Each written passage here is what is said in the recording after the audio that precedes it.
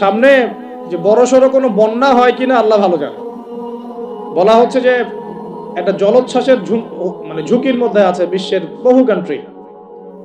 বহু কান্ট্রি জলোচ্ছ্বাস, বড় একটা জলোচ্ছ্বাসের হুমকির মধ্যে আছে। 20 ফুট থেকে 25 ফুট পানি উঠে যাবে, উঠে উপকূলবর্তী অঞ্চলগুলো ডুবিয়ে দিবে। এটা এখন গবেষকরাই বলছেন, বিজ্ঞানীরা। আর আমরা তো আগেই বলেছি, যখন একটা জনপদের মধ্যে শিরকের পাপ বেশি হয়, কোন পাপ?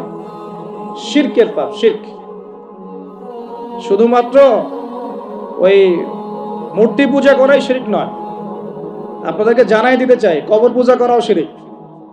কথা কি বুঝতে পারছেন? আমার কথা কিভাবে নেবেন জানি না, কিন্তু আমাকে তো বলতে হবে। শুধু মূর্তি পূজা করাই শিরক না, কবরে সেজদা করাও শিরক।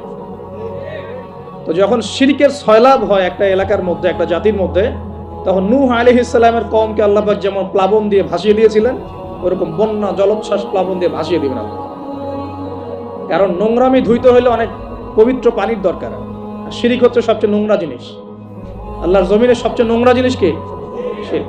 এগুলো তো গেল ধর্মতাত্ত্বিক শিরক। এখন তো শিক্ষার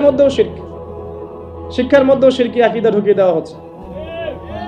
এবং এটা কোন আকীদা, এটা বলার তো আর প্রশ্ন আসে না, সবাই বোঝেন কোন আকীদা। যখন মানুষ কোরআনের সৃষ্টিতত্ত্ব বাদ দিয়ে মানব রচিত সৃষ্টিতত্ত্ব বইয়ের মধ্যে ঢুকায়, এগুলো শিরক না? অর্থনীতির মধ্যে এখন শিরক আছে। কিরকম? আল্লাহ পাক হালাল যে অর্থনীতি দিয়েছেন, ওটাকে বুড়া আঙ্গুল দেখিয়ে এখন সুদ ভিত্তিক অর্থনীতি চলছে সব জায়গায়। তো আল্লাহ পাকের হালালকে যে হারাম করে, এটা শিরক না? এটা সূরা তওবা পড়বেন, সূরা তওবার 31 নম্বর আয়াত। আমি রেফারেন্স দিয়ে কথা বলছি। সূরা তওবার 31 নম্বর আয়াত পড়ে দেখবেন, আল্লাহ পাক বলছেন যে আল্লাহর হালালকে যদি কেউ হারাম করে নেয় আর হারামকে হালাল করে নেয়, এই যে পরিবর্তন, এই কাজটা, এটা কিন্তু শিরকি আকীদা, কুফর, শিরক।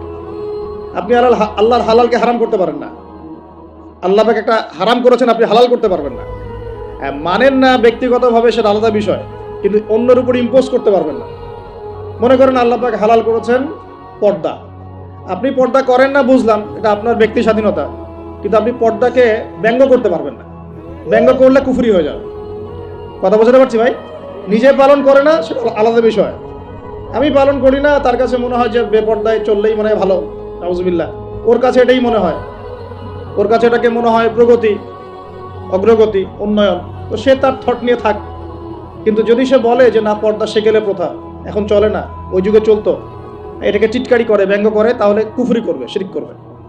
মনে করেন মদ আল্লাহ হারাম করেছেন, আর কিছু মানুষ মদ খায়, হারাম মনে করেই খায় বা হালাল মনে করেই খায়, মানে খায় আর কি। তো একজন খায়, সেটা আলাদা আলাদা পাপ। আর কেউ যখন মনে করবে যে না, আল্লাহ পাকের এই হালাল হারামের বিধান আমি মানি না, আল্লাহ পাকের হালাল হারামের বিধান আমি মানি না, তখন হবে শিরক আর কুফর। এমনি হচ্ছে কবিরা গুনাহ। আর যখন হালালকে হারাম করে নিবে আর হারামকে হালাল করে নিবে, তখন শিরকের পর্যায়ে চলে যাবে। এই সিস্টেম এখন চলছে না?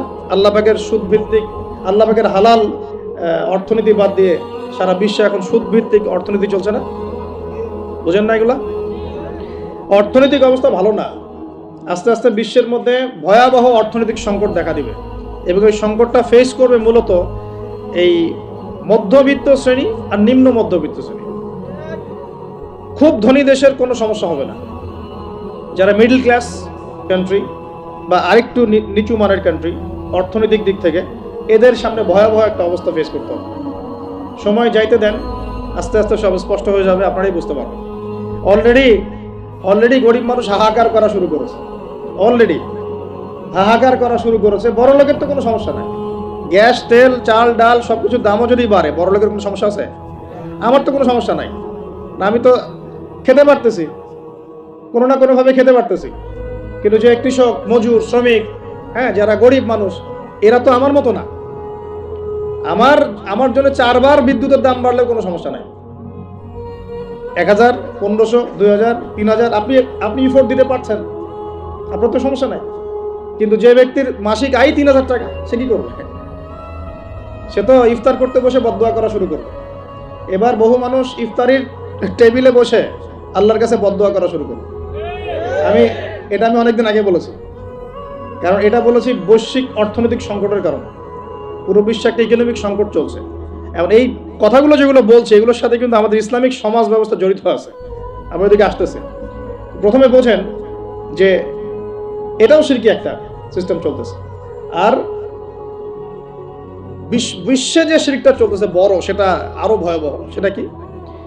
বিশ্বের যারা মোরল, যারা এখন বিশ্ব চালায়, তারা বলতেছে এক কথায় যে ধর্মের কোনো দরকার নাই বিশ্বে ধর্মের কোনো দরকার নাই, ধর্মগ্রন্থেরও দরকার নাই, ধর্মীয় বিধানেরও দরকার নেই। এই বিশ্ব চালাবো আমরা, বিশ্বের বিধান রচনা করব আমরা, বিশ্বকে পরিচালনা করার মূলনীতি বানাবো আমরা, বিশ্বের মানুষকে চালাবো আমরা। নাউজুবিল্লাহ বলছি ঠিকই, বিশ্ব চলছে এইভাবে। এখানে আল্লাহর আসমানি কিতাব, কোরআন, হাদিস, শরিয়া, ইসলামী সমাজ, এগুলো বুরান গুজব। কেউ টাইম দেয় না। এগুলো মুখে মুখে বকধার্মিকতা দেখায়। জুমার দিনে এসে নামাজ পড়ে, ঈদের নামাজ পড়তে আসে, তারাবির নামাজ পড়তে আসে, দাড়ি রাখছে, পাগড়ি পড়ছে, এটা বকধার্মিকতা। আগে ভিতর ঠিক করতে হবে। তো ভিতরটা কি? ভিতরটা হচ্ছে তাবারাকাল্লাযী বিয়াদিহিল মুলক। সূরা মুলকের 1 নম্বর আয়াতে কি বলছেন আল্লাহ পাক? তাবারাকাল্লাযী বিয়াদিহিল মুলক, বরকতময় সেই আল্লাহ। এই আল্লাহ পাক মহাবিশ্ব সৃষ্টি করেন নাই?